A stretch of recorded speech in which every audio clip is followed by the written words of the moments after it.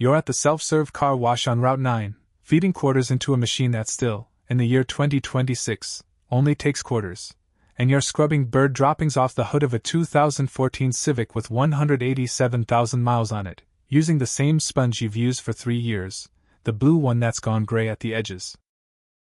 A guy in the next bay, waiting on his lifted truck to finish the automatic cycle, glances over at your car the way people glance at things they've already decided aren't worth a second look. Not unkind. Just done looking. He goes back to his phone. You don't mind. You've built an entire life around that exact glance. 40 minutes later you're sitting in your accountant's office, in the same jeans you wore to the car wash, and she's walking you through year-end numbers with the particular calm of someone who's stopped being surprised by your account balances a long time ago. 51 million, for 100,000, give or take what the market did that week. You nod. You ask about the Roth conversion timing. You do not, at any point in the meeting, think about the Civic sitting in her parking lot, windows still faintly damp, because there's no reason to think about it. It's just the car. It's just what gets you here. The size of your net worth and the size of your car have nothing to do with each other, unless you've decided they should. Most people never question that they've decided that at all. This is the part almost nobody believes until they've lived both sides of it. The car was never really about the car. It was about a decision you made once, a long time ago, and have simply never seen a reason to unmake. Let's go back to why, because the why is the whole story, and the story starts with a different car entirely. Your father drove the same truck for 19 years. Rusted wheel wells, a passenger door that only opened from the outside if you knew to lift it while you pulled, an AM radio that picked up 2 stations and a preacher. He could have afforded better most of those years. He chose not to, and when you asked him about it once, maybe 14 years old, sitting in that truck on the way to a hardware store, he said something you didn't understand until you were nearly 40 yourself. A car's a hole you pour money into, he said. The only question is how big you make the hole. You bought your first car outright at 23, a used Civic with 60,000 miles already on it, paid in cash you'd saved working weekends through college, and you remember the specific feeling of owning something completely, no payment, no bank with a claim on it, nothing between you and the title. That feeling never left. You've owned 4 Civics since then, each one driven until it stopped making financial sense to keep fixing, each one replaced by another used Civic, paid in cash, and somewhere in there you went from a man who couldn't afford anything different to a man who could afford almost anything and simply never felt the pull to change the math. The habit that gets you out of nothing is the same habit that keeps you rich once you have everything. Most people think those are 2 different skills. They're the same skill, worn in at different depths. You didn't decide to keep driving a Civic after the money came. You just never decided to stop. The dealership test happened almost by accident, and it's the one story from all of this you actually enjoy telling, mostly because of what it proved about people rather than about cars.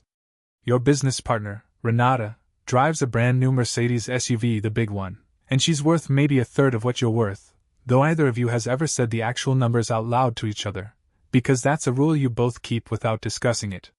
One Saturday you're both car shopping, her for a second vehicle, you tagging along out of boredom, and you decide, for no reason beyond curiosity, to walk into the same dealership twice. Once with her, in her Mercedes. Once alone, an hour later, having parked your Civic 3 rows back near the fence. The first time, with Renata's car in the lot, a salesman meets you both at the door before you're even out of the vehicle. Coffee offered within 90 seconds. He calls you, sir, the way people call you, sir, when they mean it as a form of currency. He walks you both straight to the section with the leather interiors, no questions asked about budget, because your friend's car already answered that question for him. The second time, alone, having walked in from the far end of the lot, it takes 11 minutes before anyone approaches you at all, and when someone finally does, a younger guy, new enough that he hasn't learned the unwritten filtering system yet, he asks, almost apologetically, what kind of budget you're working with, like he's bracing for a small number. You tell him you're just looking. He nods, relieved, like he called it correctly, and drifts back toward the coffee machine to check his phone. Nobody in that dealership did anything wrong. They read exactly what you gave them to read. That's the part people miss. You're not being underestimated by accident.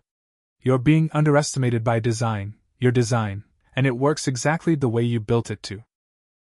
You never told Renata about the second visit. She still thinks the dealership just happened to be friendlier that day because of the coffee machine being restocked. Your cousin Theo is the version of you that made the opposite bet, and watching him is like watching a documentary about a road you specifically chose not to take. Theo came into some real money 4 years ago, nothing close to your number, but real, a legal settlement, high 6 figures, and within 8 months he'd leased a truck payment that ran nearly $1,000 a month and moved into a house with a mortgage that assumed the settlement money was a permanent raise instead of a one-time event. He wasn't foolish. He just did the thing almost everyone does, which is calculate their new life against the number they just saw, instead of the number that number can actually sustain. At a family barbecue last summer, Theo pulls you aside near the cooler, half proud and half looking for something, and shows you photos on his phone of a boat he's thinking about, financed over 10 years, the math on it not quite adding up even as he says it out loud, like he's hoping saying it confidently will make it true. You should get something nicer, he tells you, nodding toward your Civic parked at the curb, genuinely trying to be kind, the way people are kind when they think they're doing you a favor by pointing out a gap in your life you haven't noticed yourself. You can afford it. Why not enjoy it? You don't tell him the actual number, because the actual number would change the whole conversation from a barbecue into a negotiation, the way it always does once it's said out loud. You just tell him the Civics never let you down, which is true, and let him think that's the whole answer. People assume the visible upgrade is the reward for having money.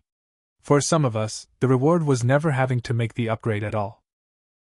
2 years later, Theo sells the boat at a loss to cover a bad month, and you help him quietly with a bridge loan he doesn't know is a bridge loan, structured to look like a favor between family instead of the safety net it actually is, because that's the version of help that lets him keep his dignity, and yours stays exactly where it's always been, parked at the curb, unremarkable, paid off in full a decade ago. There's a version of you that almost changed, and it's worth admitting, because the honest version of this story includes the one night you nearly broke your own pattern.